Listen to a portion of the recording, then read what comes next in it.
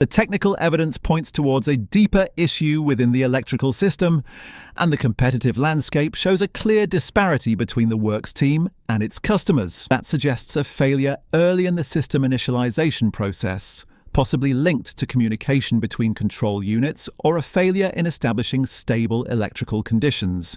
Again, two different problems, but both within the same critical area. If multiple independent failure modes exist within the same system, then the system as a whole may not yet be fully understood. Because while the responsibility for operating the car lies with McLaren, the responsibility for supplying a stable and predictable power unit lies with the manufacturer. There is a difference between a system being functional and a system being mature.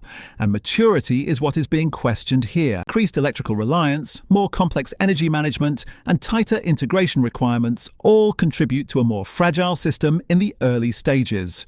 China suggests that the answer, at least for now, may be no, but the scale of this failure cannot be ignored. 2 cars, 0 laps, 0 data, 0 points. In a technical context, it is a red flag, because in Formula One, reliability is not just about finishing races. It is about understanding your system well enough that failures become predictable and therefore preventable. At the moment, that predictability doesn't seem to exist, so we are left with a situation where the official explanation is unfortunate coincidence.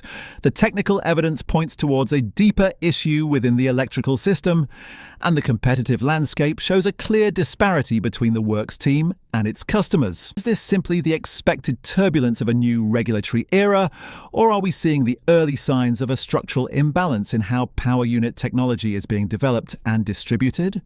Because if it is the latter, then McLaren's failure in China may not be an isolated incident. It may be a preview of a pattern that could define the early phase of the 2026 season.